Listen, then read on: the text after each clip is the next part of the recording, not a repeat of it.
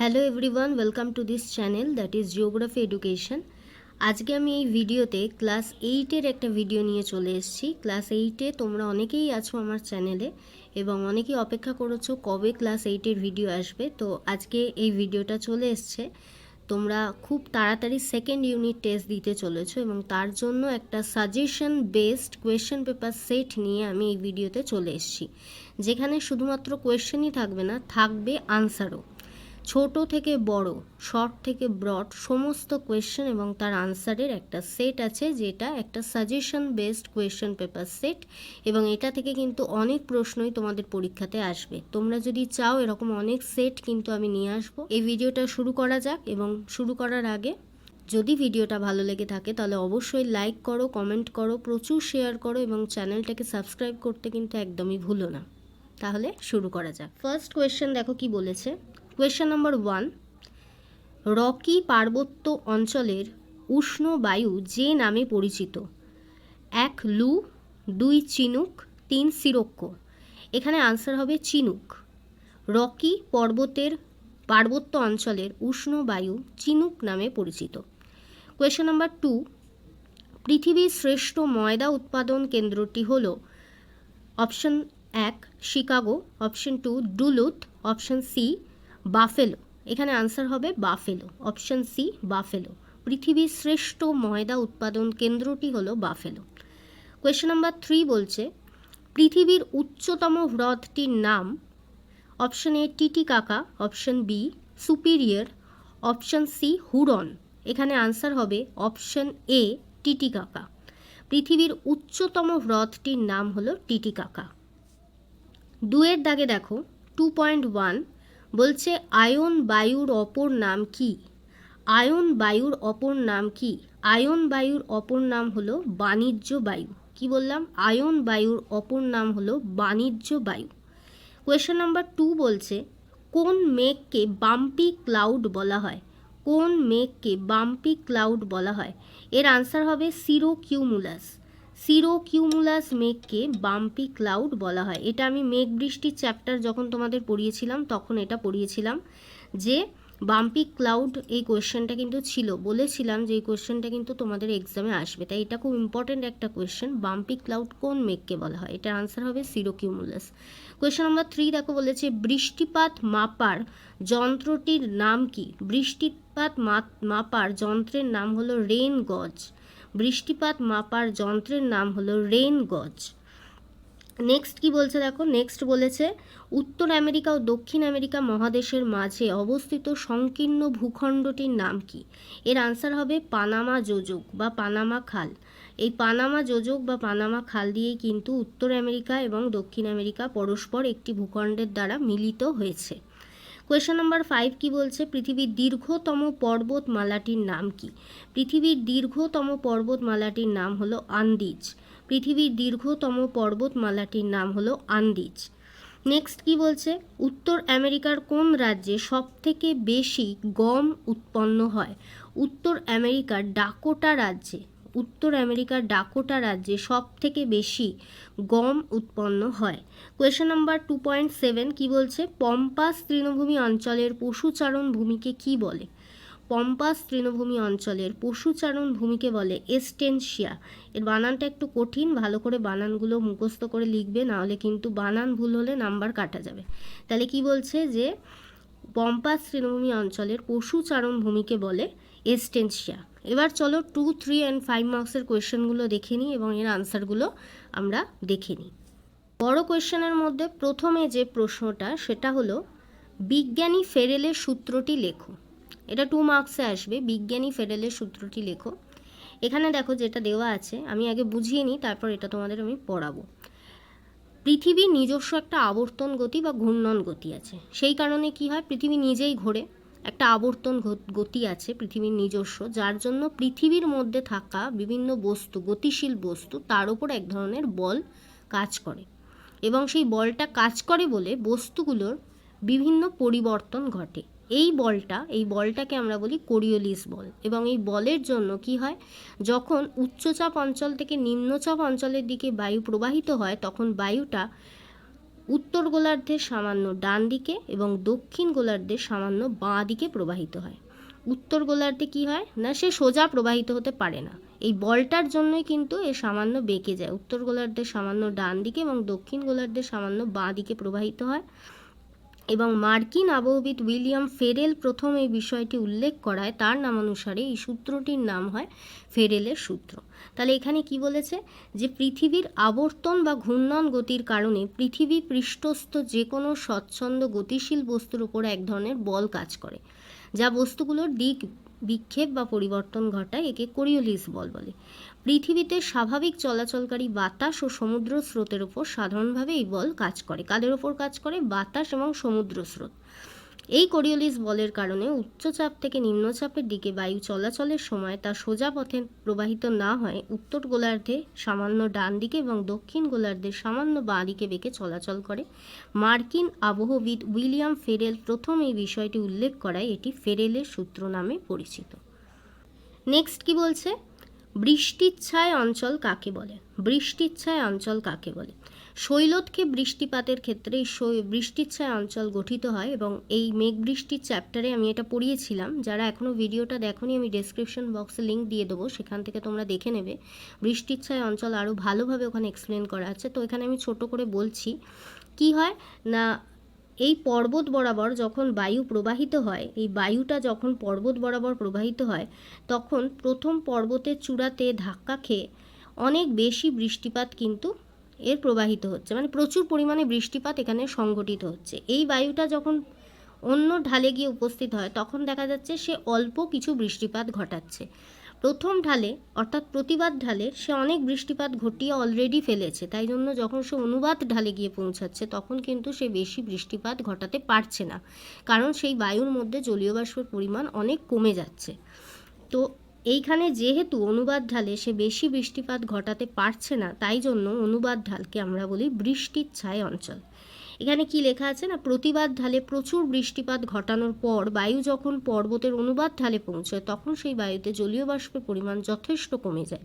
এছাড়া বায়ু যত নিচের দিকে ঢালের উষ্ণতর স্থানে নামতে শুরু করে, বায়ুর উষ্ণতা তত বাড়তে থাকে। ফলে বায়ুর জলীয় বাষ্প ধারণের ক্ষমতা বৃদ্ধি পাওয়ায় বায়ু অসম্পৃক্ত হয়ে পড়ে। এই কারণে অনুবাদ ঢালে প্রতিবাদ ঢাল অপেক্ষা বৃষ্টিপাত খুবই কম হয়। তাই পর্বতের অনুবাদ ঢাল বৃষ্টিচ্ছায় অঞ্চল বা রেন শ্যাডো রিজিয়ন নামে পরিচিত।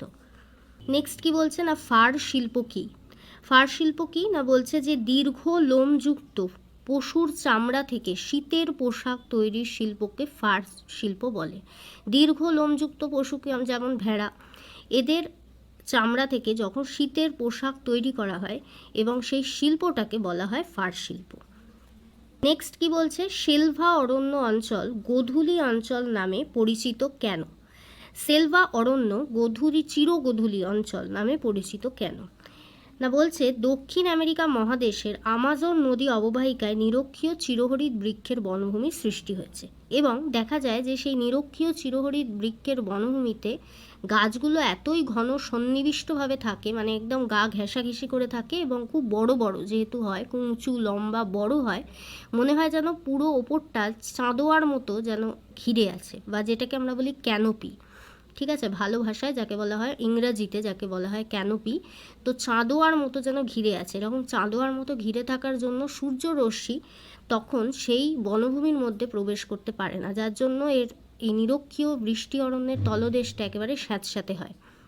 সেলভা অরণ্যে যখন দিনের বেলাতেও সূর্যের আলো প্রবেশ করতে পারে না, অন্ধকার অন্ধকার একটা পরিবেশ থাকে, তখন সেই অঞ্চলকে আমরা বলি চিরগোধূলি অঞ্চল। নেক্সট কি বলছে, অশ্ব অক্ষাংশ কি? ষোড়শ শতকে কর্কটীয় ও মকরীয় শান্তবলয় দিয়ে পালতোলা জাহাজগুলি চলাচলের সময় গতিহীন হয়ে পড়ত। ফলে মধ্যপ্রাচ্য ইউরোপ থেকে আসা ঘোড়াভর্তি বাণিজ্যিক জাহাজগুলোর পশ্চিম ভারতীয় দ্বীপপুঞ্জ আমেরিকায় যেতে অনেক বেশি সময় লাগত। এই অবস্থায় জাহাজের ভার কমানোর জন্য, পানীয় জল ও খাবারের সংকট এড়ানোর জন্য কিছু জীবন্ত ঘোড়াকে আটলান্টিক মহাসাগরে ফেলে দিতে হতো। এই কারণে দুই ক্রান্তীয় অঞ্চল অর্থাৎ 25 ডিগ্রি থেকে 35 ডিগ্রি উত্তর ও দক্ষিণ অক্ষাংশ অশ্ব অক্ষাংশ নামে পরিচিত। নেক্সট কি বলছে, পম্পাস তৃণভূমি অঞ্চল দক্ষিণ আমেরিকার শস্য ভাণ্ডার নামে পরিচিত কেন? বলছে কৃষিকাজে দক্ষিণ আমেরিকার পম্পাস অঞ্চল বেশ উন্নত। এখানকার নদী গঠিত উর্বর পলি মৃত্তিকা, পরিমিত বৃষ্টিপাত কৃষিকাজের পক্ষে অনুকূল। এখানকার প্রধান কৃষিজ ফসল হলো গম। আর্জেন্টিনা এত বেশি পরিমাণে গম উৎপন্ন হয় যে এই দেশ পৃথিবীর শ্রেষ্ঠ গম রপ্তানিকারক দেশে পরিণত হয়েছে। গম ছাড়াও এখানে ভুট্টা, বার্লি, আখ, তুলা, নানান রকম ফল, প্রচুর শাকসবজি উৎপন্ন হয়। অত্যাধুনিক যন্ত্রপাতির ব্যবহার, উন্নত প্রথায় এখানে কৃষিকাজ করায় উৎপাদনের পরিমাণ বেশি। বর্তমানে পম্পাস অঞ্চল দক্ষিণ আমেরিকার শস্য ভাণ্ডার নামে পরিচিত। নেক্সট কি বলছে, স্থলবায়ু ও সমুদ্রবায়ুর মধ্যে পার্থক্য লেখো। এখানে আমি 4টে পার্থক্য দিয়েছি। 1 নম্বর পার্থক্য বলছে স্থানীয়ভাবে সমুদ্র থেকে স্থলভাগের দিকে যে বায়ু প্রবাহিত হয় তাকে সমুদ্র বায়ু বলে, এবং একটি নির্দিষ্ট সময় স্থলভাগ থেকে সমুদ্রের দিকে যে বায়ু প্রবাহিত হয় তাকে স্থলবায়ু বলে। এই কথাটাই কিন্তু 4 নম্বর পয়েন্টে লেখা আছে, অর্থাৎ সমুদ্রবায়ু সমুদ্র থেকে স্থলভাগের দিকে যায় এবং স্থলবায়ু স্থলভাগ থেকে সমুদ্রের দিকে যায়। 2 নম্বর বলছে প্রবাহের সময়, সাধারণত বিকেল ও সন্ধ্যায় সমুদ্রবায়ুর প্রবাহ বেশি দেখা যায়, আর স্থলবায়ুর প্রবাহ কখন দেখা যায়, মূলত মধ্যরাত থেকে ভোরের দিকে। সমুদ্রবায়ু কি হয় না, জলভাগ থেকে আসে বলে এটি আর্দ্র প্রকৃতির হয়, এবং স্থলবায়ু স্থলভাগ থেকে আসে বলে এটি শুষ্ক প্রকৃতির হয়, জলীয় বাষ্পহীন শুষ্ক প্রকৃতির হয়ে থাকে। এই 4টে পার্থক্য লিখলেই হবে। নেক্সট কি বলছে, উত্তর আমেরিকার হ্রদ অঞ্চল পশুপালনে উন্নতির কারণ কি? উত্তর আমেরিকার হ্রদ অঞ্চলে পশুপালনের উন্নতির কারণ কি?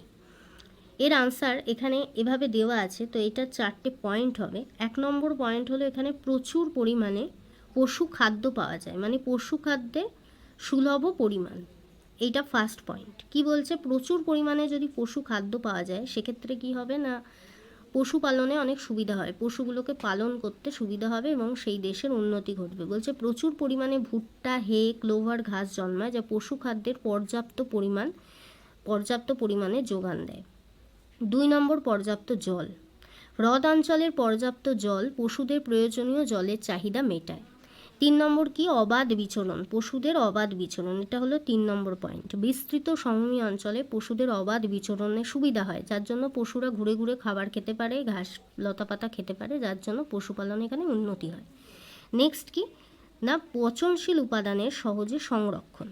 কি বলছে, এই অঞ্চলে যেহেতু শীতল জলবায়ু তাই জন্য দুগ্ধজাত দ্রব্য, মাংস এগুলো রেখে দেওয়া সহজ হয়। গরম অঞ্চলে তো তাড়াতাড়ি পচে যাবে, তো এখানে পচনের সম্ভাবনাটা কম থাকে, তাই জন্য এখানে পশুপালন করা অনেকটা সহজ এবং পশুপালনে এই 4টে কারণে উন্নতি ঘটেছে।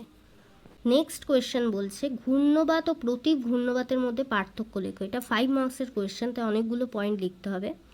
1 নম্বর পয়েন্ট কি, ঘূর্ণবাতের কেন্দ্রে নিম্নচাপ থাকে আর প্রতি ঘূর্ণবাতে কেন্দ্রে উচ্চচাপ থাকে। 2 নম্বর, ঘূর্ণবাতের বায়ু চারিদিক থেকে কেন্দ্রের দিকে ছুটে আসে, আর প্রতি ঘূর্ণবাতের বায়ু কি হয় না, কেন্দ্র থেকে চারিদিকে ছুটে যায়। 3 নম্বর, ঘূর্ণবাতের কেন্দ্রের বায়ু উষ্ণ ও ঊর্ধ্বমুখী হয়, প্রতি ঘূর্ণবাতের কেন্দ্রের বায়ু শীতল ও অধোমুখী হয়। ঘূর্ণবাতে কি হয় না, উত্তর গোলার্ধে বায়ু বাম দিকে এবং দক্ষিণ গোলার্ধে বায়ু ডান দিকে প্রবাহিত হয়। প্রতি ঘূর্ণবাতে তার ঠিক উল্টো হয়, অর্থাৎ উত্তর গোলার্ধে বায়ু ডান দিকে এবং দক্ষিণ গোলার্ধে বায়ু বাঁ দিকে প্রবাহিত হয়। নেক্সট পয়েন্ট হলো ঘূর্ণবাতে মাঝারি থেকে তীব্র গতিসম্পন্ন ঘূর্ণবাত সংঘটিত হয়, প্রতি ঘূর্ণবাত ধীর গতিসম্পন্ন হয়ে থাকে। ঘূর্ণবাতে প্রচুর বৃষ্টিপাত হয়, প্রতি ঘূর্ণবাতে বৃষ্টি হয় না, আবহাওয়া শুষ্ক থাকে। ঘূর্ণবাতে আকাশ মেঘে পরিপূর্ণ থাকে, প্রতি ঘূর্ণবাতে মেঘের কোনো চিহ্ন থাকে না, আকাশ রোদে ঝলমল করে। প্রতি ঘূর্ণবাত অল্পক্ষণ স্থায়ী হয়, তবে খুব শক্তিশালী ও বিধ্বংসী হয়। প্রতি ঘূর্ণবাত দীর্ঘকাল স্থায়ী হয়, কিন্তু ঘূর্ণবাতের মতো শক্তিশালী ও বিধ্বংসী একেবারেই হয় না। নেক্সট কি বলছে, শেলভা অরণ্য সম্পর্কে যা জানো লেখো। শেলভা অরণ্য এখানে একটা থরলি হিসেবে লেখা আছে, তো আমি কয়েকটা পয়েন্ট করে দিচ্ছি, এই পয়েন্ট অনুযায়ী তোমরা লিখবে। প্রথম পয়েন্ট হলো অবস্থান। প্রথম পয়েন্ট কি, অবস্থান। এই পয়েন্টে কি বলছে, নিরক্ষরেখার উভয় পাশে বিশেষত অ্যামাজন নদী অববাহিকায় অধিকাংশ স্থান জুড়েই এই বনভূমি দেখা যায়। এটা হলো অবস্থানের পয়েন্ট। নেক্সট আসছি জলবায়ু। নেক্সট পয়েন্ট কি না, জলবায়ু। জলবায়ু পয়েন্টে কি লিখতে হচ্ছে না, এখানে সারা বছর প্রচুর উষ্ণতা ও বৃষ্টিপাত হয়। বার্ষিক গড় উষ্ণতা 25 থেকে 27 ডিগ্রি, বার্ষিক গড় বৃষ্টিপাতের পরিমাণ 250 থেকে 350 সেমি, কোনো কোনো স্থানে প্রায় 1000 সেন্টিমিটারেরও বেশি বৃষ্টিপাত হয়। তাহলে এখানে উষ্ণতা ও বৃষ্টিপাত দুই বেশি। নেক্সট কি বলছে, নেক্সট হলো স্বাভাবিক উদ্ভিদ এবং অরণ্য। স্বাভাবিক উদ্ভিদ ও অরণ্য এর পরের পয়েন্ট, স্বাভাবিক উদ্ভিদ এবং অরণ্য কি বলছে, এখানে ঘন চিরহরিৎ, এগুলোর কয়েকটা পয়েন্ট হবে। 1 নম্বর পয়েন্ট, এখানে ঘন চিরহরিৎ গাছের বনভূমির সৃষ্টি হয়েছে, তাই এই অরণ্যকে ক্রান্তীয় বৃষ্টি অরণ্য বলে। আমাজন নদী অববাহিকা জুড়ে অবস্থিত এই অরণ্য পৃথিবীর বৃহত্তম নিবিড়তম ক্রান্তীয় বৃষ্টি অরণ্য, যা আয়তনে ভারতীয় উপমহাদেশের দ্বিগুণেরও বেশি। নেক্সট পয়েন্ট কি, আর একটা পয়েন্ট না, এখানকার গাছগুলোর পাতা বড় ও শক্ত হয়। গাছগুলো ঘন সন্নিবিষ্ট হওয়ায় অরণ্যের তলদেশে সূর্যের আলো পৌঁছতে পারে না, যেন মনে হয় অরণ্যের ওপরটা চাঁদোয়ার মতো ঢাকা আছে। নেক্সট পয়েন্ট কি বলছে না, সূর্যের আলো পৌঁছতে না পারায় এই অরণ্যের তলদেশ স্যাঁতস্যাঁতে প্রকৃতির, দুর্গম ও অপরিবেশ্য সেলভা অরণ্যের এই পরিবেশে ফার্ন, ছত্রাক, শৈবাল ও বিভিন্ন ধরনের আগাছার সাথে বিষাক্ত অ্যানাকোন্ডা সাপ, ট্যারেন্টুলা, মাকড়সা, মাছি, মাংসাশী পিঁপড়ে, রক্তচোষা বাদুড়, জোঁক প্রভৃতি জীবজন্তু দেখা যায়। এছাড়া এই অঞ্চলের নদীতে মাংসাশী পিরানা মাছ ও কুমিরও দেখা যায়। এছাড়া এই পয়েন্টগুলো অ্যাড করতে পারো যে পৃথিবীর মোট জীবন্ত প্রজাতির 10% বসবাসের স্থান, পৃথিবীর 20% অক্সিজেনের যোগান দেয়, তাই একে পৃথিবীর ফুসফুস বলা হয়। 2.5 লক্ষ পতঙ্গ এবং 4 লক্ষ উদ্ভিদ প্রজাতির আবাসস্থল। এই পয়েন্টগুলো অ্যাড করতে পারো। লাস্ট অ্যান্ড ফাইনাল কোয়েশ্চেন কি না, উত্তর আমেরিকার হ্রদ অঞ্চলের শিল্পোন্নতির কারণগুলি কী কী। এখানে 1 নম্বর পয়েন্ট হলো পর্যাপ্ত মূলধনের সহায়তা, অর্থাৎ মূলধন প্রচুর পাওয়া যায়। এই দেশ যথেষ্ট উন্নত, প্রচুর মূলধন, এরা মানে কোনো ব্যবসা করতে গেলে এরা প্রচুর মূলধন তাতে ঢালতে পারে, তার জন্য পর্যাপ্ত মূলধনের জন্য এখানে শিল্পের যথেষ্ট উন্নতি ঘটেছে। 2 নম্বর পয়েন্ট, এখানে প্রচুর হ্রদ আছে, পঞ্চহ্রদ আছে, বড় বড় নদী আছে, শিল্পের জন্য লাগে প্রচুর জল, তো এখানে জলের কোনো অসুবিধা পাওয়া যায় না। পর্যাপ্ত জল শিল্পে ব্যবহৃত হয় এবং পর্যাপ্ত জলের পরিমাণ বা পর্যাপ্ত জলের যোগান এখান থেকে পাওয়া যায়, কারণ এখানে পঞ্চহ্রদ আছে, সেন্ট লরেন্স নদী আছে, তাই জন্য কি হয়, এখানে সুবিধা হয়, জলের যোগান থাকে বলে শিল্পে উন্নতিতে সুবিধা হয়। 3 নম্বর কি বলছে, বনজ ও প্রাণীজ কাঁচামাল, অনেক বড় অরণ্য এখানে আছে, আমাজনের মতন নদী অববাহিকা আছে এবং প্রচুর বড় অরণ্য আছে, নিরক্ষীয় বৃষ্টি অরণ্য, যার জন্য এখান থেকে বনজ এবং প্রাণীজ কাঁচামাল খুব সহজেই পাওয়া যায়। নেক্সট কি না, ঘন বসতিপূর্ণ হওয়ায় পর্যাপ্ত শ্রমিক পাওয়া যায়, অর্থাৎ সুলভ শ্রমিক, এই পয়েন্টটার হবে সুলভ শ্রমিক। প্রচুর লোক এখানে যেহেতু বসবাস করে, কাজ করার জন্য সহজেই শ্রমিক এখান থেকে পাওয়া যায়। নেক্সট পয়েন্ট, উন্নত পরিবহন ব্যবস্থা, অর্থাৎ এখানে জলপথ এবং সড়কপথ যথেষ্ট উন্নত, যার জন্য যে জিনিসগুলো বিক্রি করতে হয় বা যে জিনিসগুলো যোগান করতে হয় সহজেই এই রাস্তাঘাটের জন্য নিয়ে আসা সহজ হয়, যার জন্য এখানে শিল্পে উন্নতি হয়েছে। নেক্সট পয়েন্ট, এখানকার খরস্রোতা নদী ও নায়াগ্রা জলপ্রপাত থেকে প্রচুর জলবিদ্যুৎ পাওয়া যায়। পয়েন্টটার নাম হবে জলবিদ্যুৎ উৎপাদন, অর্থাৎ যেহেতু এখানে নদী প্রচুর থাকে, নায়াগ্রা জলপ্রপাত আছে, এখানে টারবাইন ঘুরিয়ে প্রচুর জলবিদ্যুৎ পাওয়া যায়, যার জন্য শিল্প কারখানাগুলিতে বিদ্যুতের কোনো অভাব হয় না, তার জন্য এখানে শিল্পের অনেক উন্নতি ঘটেছে। নেক্সট বলছে খনিজ সম্পদের সহজলভ্যতা, পয়েন্টটা করেই দিয়েছে, বলছে আকরিক লোহা এবং কয়লা খনির সান্নিধ্য থাকায় এখানে শিল্পে উন্নতি হয়েছে। তাহলে এইটাই ছিল আজকের কোয়েশ্চেন সেট। যদি তোমাদের ভিডিওটা ভালো লেগে থাকে অবশ্যই লাইক করো, কমেন্ট করো, শেয়ার করো এবং সাবস্ক্রাইব করো। Thanks for watching.